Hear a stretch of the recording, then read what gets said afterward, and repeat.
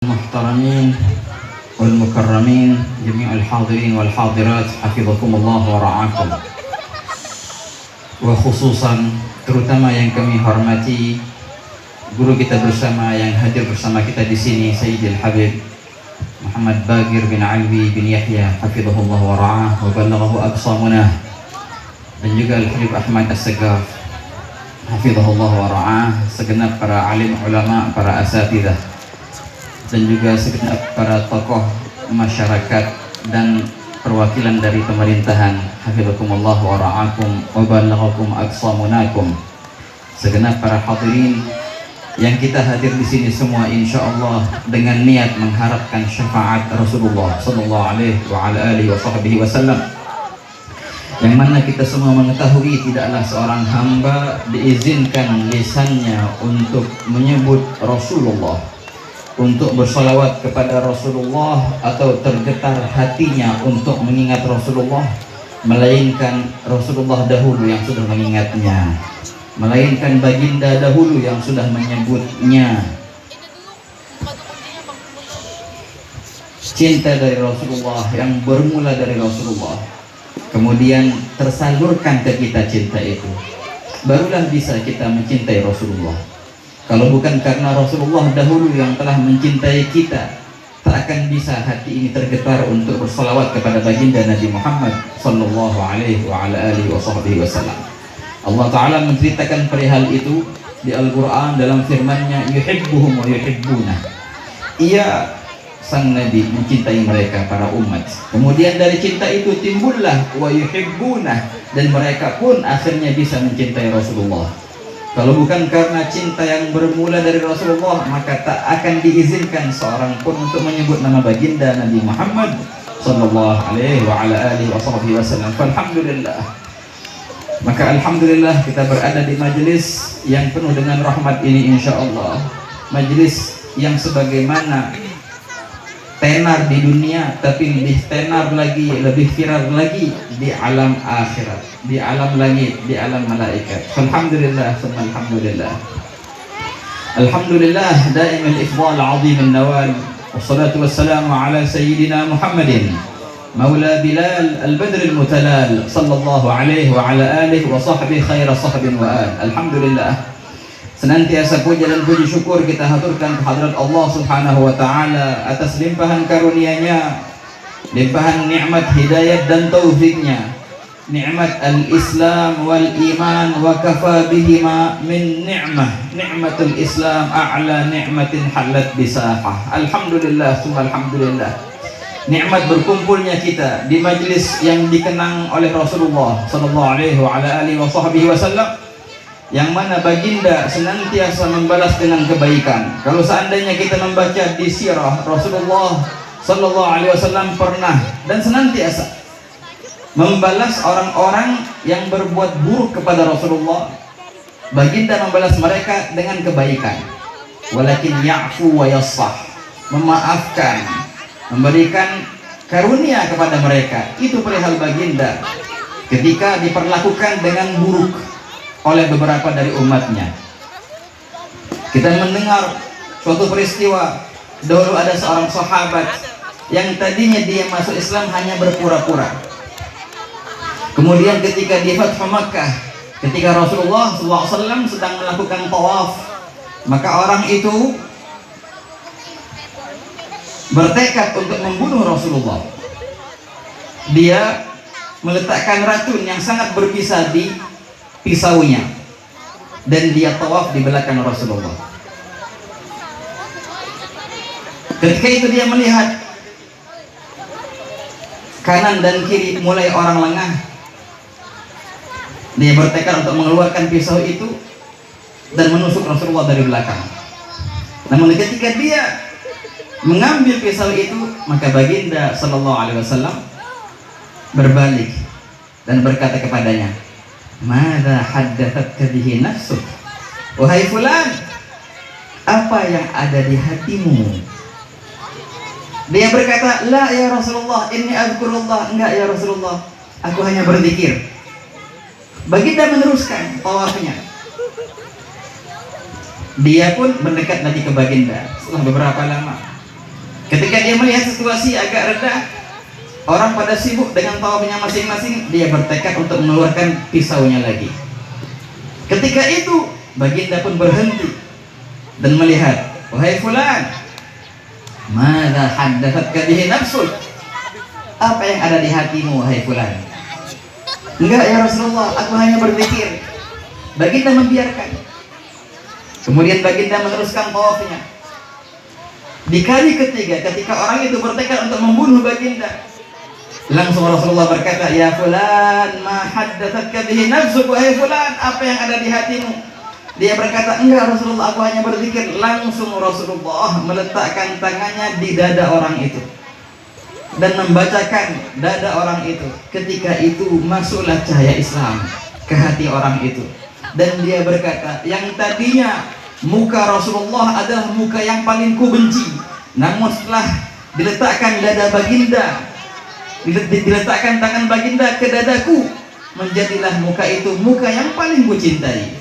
Yang tadinya kota Madinah itu kota yang paling ku benci, namun sekarang jadilah kota Madinah itu kota yang paling kusukai. Itulah ya ikhwan, bagaimana baginda membalas orang yang bertekad untuk membunuhnya. Membalas dengan pemaafan, dengan kasih sayang, dengan doa yang akhirnya orang itu mendapatkan hidayah. Itulah Nabi Muhammad sallallahu alaihi wasallam. Lalu bagaimana gerangan kalau seandainya orang yang hidupnya dipenuhi dengan cinta Rasulullah? Lalu bagaimana gerangan orang yang tidaklah dia melangkah ke tempat ini melainkan untuk pengagungan kepada Rasulullah? Tidaklah dia gerakkan lisannya melainkan karena cinta kepada Rasulullah sallallahu alaihi wasallam. Apakah baginda akan diam sahaja? Pasti baginda akan membalas dengan kebaikan yang tidak bisa kita gambarkan. Tidaklah tergambar ma yakhtur 'alal bal apa yang akan kita dapatkan ya ikhwan dari majelis yang seperti ini. Namun angkat himmatmu, besarkan semangatmu. Jangan hanya datang majelis karena berkumpul dengan teman atau mendapatkan konsumsi. Tidak. Angkatlah himmahmu. Tekad kita hadir di majelis seperti ini, mudah-mudahan kita juga akan berkumpul seperti ini di mahsyar kelak bersama Rasulullah. Mudah-mudahan kita akan masuk surga bersama Rasulullah. Walaysa dzalika 'ala Allah biba'id.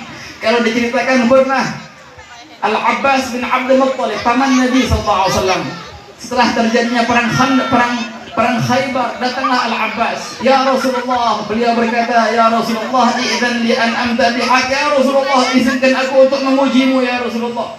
Baginda berkata, qul ya ammah la yafdhillahu faka, katakanlah wahai paman, silahkan memuji. Dan langsung dikasih ganjaran, la yafdhillahu faka, semoga Allah tidak merontokkan gigimu. Dikasih doa sama Rasulullah. Apa yang terjadi? Mulailah Al-Abbas bin Abdul Muttalib memuji Rasulullah dengan qasidah yang ma'ruf. Min qabliha tibta fi dhilal fi mustawda'in haythu yukhsafu al-waraqu thumma habatta al-bilal la basharun anta wala mudghatun wala 'alaqu bal nutfatun tarkabu as-safina ila akhir al-abyat yang ma'ruf itu. Wa anta lamma wulidta ashraqatil ardu wa da'at bi nurikal ufuq. Dan abiyat itu ikhwan, di situ Al-Abbas menceritakan bagaimana peristiwa kelahirannya Rasulullah sallallahu alaihi wasallam. Jadi kalau ada yang nanya, semenjak kapan dibuatnya maulid? Emang Rasulullah pernah maulidan? Jawabannya iya, Rasulullah pernah maulidan. Dan maulid itu ada di zaman Rasulullah. Memang maulid itu apa sih?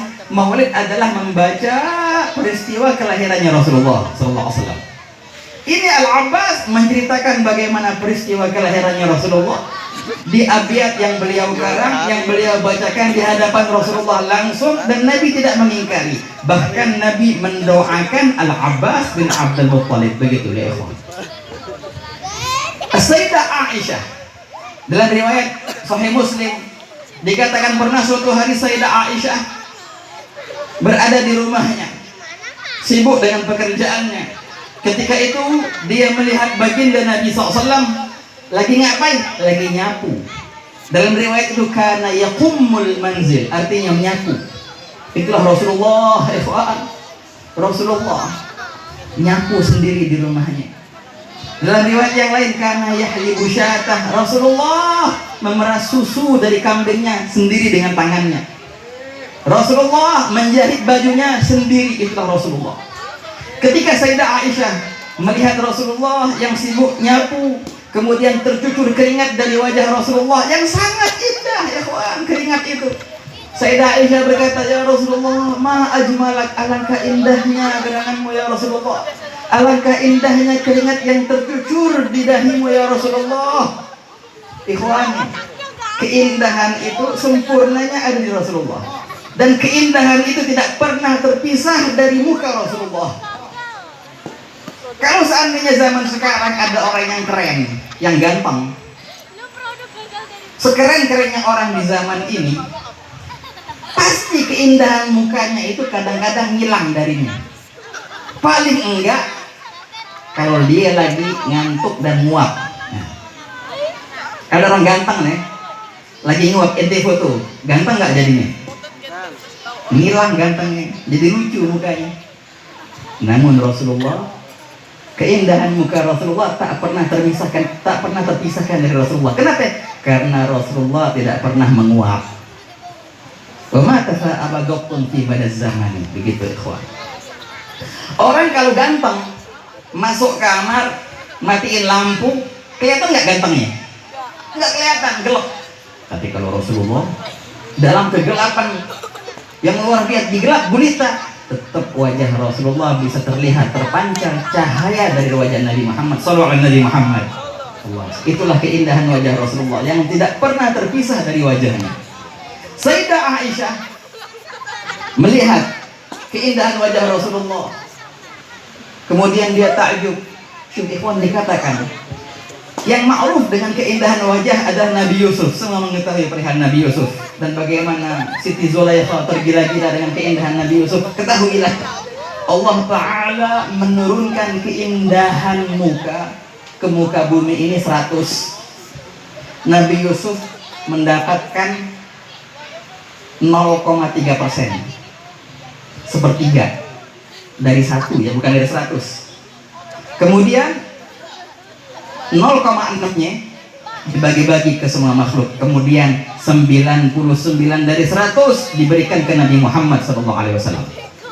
Dari 100% itu ikhwan, 99-nya ada di wajah Nabi Muhammad, yang satunya itu dibagi-bagi baru. Sepertiganya buat Nabi Yusuf, 2/3-nya buat yang lain, begitu ikhwan. Jadi luar biasa alangkah indahnya Rasulullah SAW. Rugi bagi orang yang hidup di dunia ini, dia melewati hari demi hari. Dan sayang sekali kalau seandainya dia sudah tua, umurnya sudah kepala 3, kepala 4, namun belum sempat dia lihat wajah Nabi Muhammad SAW. Celaka mereka orang yang dikatakan ketika malaikat Israel menjemputnya, namun dia belum kenalan dengan Nabi Muhammad SAW. Kalau engkau nggak kenal dengan nabimu di dunia, kalau engkau nggak mengetahui bagaimana sosok muka nabimu di dunia, bagaimana mungkin engkau akan mengenalinya di padang mahsyar nanti? Padahal satu-satunya sosok yang bisa menyelamatkanmu di padang mahsyar adalah Nabi Muhammad SAW. Kenalilah wajah nabimu, banyaklah bersalawat kepada nabimu. Semoga Allah Ta'ala mengkaruniakan kepada kita untuk bisa melihat Nabi Muhammad SAW paling tidak di mimpi kita, insyaAllah. Amin ya rabbal alamin. Sayyidah Aisyah tadi ketika melihat keindahan keringat Nabi SAW, ia berkata, ya Rasulullah, law ra'aka Abu Kabir al-Hudhali lakunta ahagga biqaulih. Ya Rasulullah, kalau seandainya itu penyair jahiliyah dulu yang namanya Abu Kabir al-Hudhali, dia melihatmu, niscaya engkau lah yang patut untuk mendapatkan syairnya. Baginda berkata, wa madza qala Abu Kabir al-Hudhali? Emang apa yang dikatakan Abu Kabir al-Hudhali? Kalau Sayyidah Aisyah, dia berkata, wa mubarra'an min kulli ghubbari haydatin wa fasadi murdi'atin wa da'in nughyali wa idza nadarta ila asirati wajhihi barakat kabar bir'aridil mutahaddili. Inilah sosok seseorang yang suci, murni semua nasabnya, yang terlepas dari segala kekurangan. Dan bila mana engkau memandang tampan daripada wajahnya, engkau dapatkan bagaikan pedang yang bersinar di bawah terik matahari. Kalau seandainya engkau punya pedang, Dan kalau takkan di bawah terik matahari, bagaimana pantulan matahari di pedang itu? Begitulah cahaya wajah Rasulullah sallallahu alaihi wasallam. Sallallahu Nabi Muhammad. Wahakala ikhwan. Ketika itu satu pujian dari Sayyidah Aisyah kepada Rasulullah. Apa yang terjadi? Apakah Nabi diam? Baginda langsung datang ke Sayyidah Aisyah dan mencium Sayyidah Aisyah di keningnya. Kemudian baginda berkata, jazakillah khair ya Aisyah, ma sarurti minni kasururi minki. Semoga Allah membalasmu dengan segala kebaikan wahai Aisyah, sebagaimana engkau senang denganku, aku pun senang denganmu. Suatu manggabah, suatu kedudukan yang luar biasa Sayyidah Aisyah dapatkan. Berkat apa? Berkat memuji Rasulullah sallallahu alaihi wasallam. Begitu ya Pak. Para sahabat banyak sekali di kalangan mereka yang mengungkapkan cintanya kepada Rasulullah. Sampai-sampai seorang Al-Hafidh Al-Allamah Ibn Maddah mengarang kitab namanya Minahul Midah. Beliau mengumpulkan berapa sih sahabat yang membuat syair-syair memuji Rasulullah. Beliau dapatkan 129 sahabat yang memuji Rasulullah dengan syairnya ataupun nasrnya. Begitu ya kawan. Ini kalangan sahabat. Kalau kita lihat di generasi yang setelahnya, para tabi'in dan para tabi'in dan terus, mereka senantiasa menjadikan pujian kepada Rasulullah da'buhum wa 'adatuhum wa ibadatuhum. Mereka beribadah dengan memuji Rasulullah sallallahu alaihi wasallam. Karena Allah memerintahkan kita untuk bergembira. Qul bi fadlillah wa bi rahmatihi fa bidzalika falyafrahu. Katakanlah wahai Nabi Muhammad, dengan karunia Allah dan dengan rahmatnya, dengan itulah hendaknya kalian bergembira. Siapa gerangan rahmat Allah? Ia adalah Nabi Muhammad. Wa ma arsalnaka illa rahmatan lil alamin.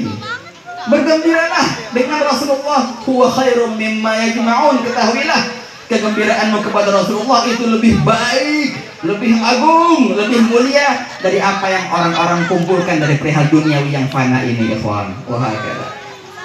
Al-Imam Yusuf bin Ismail An-Nabhani sampai mengarang kitab yang 4 jilid ya ikhwan, Al-Majmu'ah An-Nabhaniyah.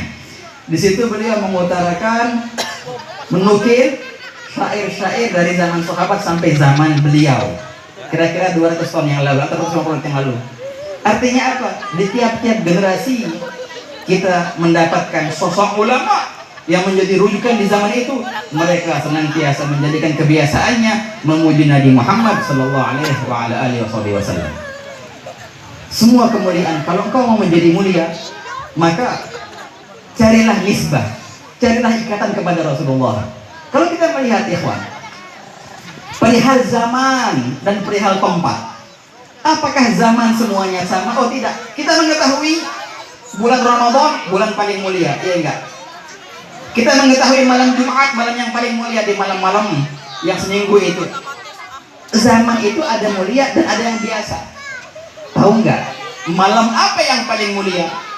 Apakah malam Lailatul Qadar? Bukan. Malam Isra Mi'raj juga bukan. Ulama berkata malam yang paling mulia adalah malam kelahiran Nabi Muhammad SAW. Berkat malam itu terpancarlah kemuliaan di malam-malam yang lain. Al-Imam Al-Baihaqi mengarang kitab namanya Fadailul Awqat. Di situ beliau menerangkan waktu-waktu yang mulia yang semua itu akan bermuara ke nisbat, alaqah, hubungan kepada Nabi Muhammad SAW. Makin kuat hubungan waktu itu dengan Nabi Muhammad, maka makin menjadi mulia. Oleh karena itu malam kelahiran Nabi Muhammad menjadi malam yang paling mulia karena ada hubungan khusus ke Rasulullah. Itu perihal waktu. Perihal tempat, perihal makan, tempat. Apakah tempat sama kemuliaannya? Oh lain. Kita semua mengetahui Mekah kota yang mulia, Madinah kota yang mulia, masjid lebih mulia daripada yang lain. Betul, iya betul. Nah tahu nggak tempat di alam semesta ini yang paling mulia di mana? Apakah di langit? Oh enggak. Di arsy? Bukan. Sepakat ulama, biijma'i ulama, tempat yang paling mulia di alam semesta adalah kuburannya Nabi Muhammad SAW. Wahakala Imam Suyuti sampai mengarang kitab namanya Uddatul Inabah fi Amakinil Ijabah. Di mana sih tempat-tempat yang mulia? Sekiranya kalau kita doa mustajab di situ, beliau sebutkan banyak tempat yang di akhir cerita beliau berkata semua ini menjadi mulia karena mempunyai alaqah, mempunyai hubungan dengan Nabi Muhammad SAW. Makin erat hubungan tempat dengan Nabi Muhammad, makin menjadi mulia. Dan itulah sebab kuburan Nabi menjadi tempat yang paling mulia. Wahakala. Kalau engkau mau kemuliaan yang abadi, ada kemuliaan yang palsu, ikhwan. Ada kemuliaan yang sementara. Sekarang kau dimuliakan, namun sekian waktu lagi kau akan dilecehkan. Yang kemuliaan kayak gitu nggak usah dicari, nggak usah dipandang, akan sirna sementara. Kalau mau kemuliaan, carilah kemuliaan yang abadi, kemuliaan yang nggak ada kata mantannya. Engkau mulia di dunia, mulia di padang mahsyar, mulia di akhirat. Nah, kemuliaan itu yang sepatutnya engkau cari.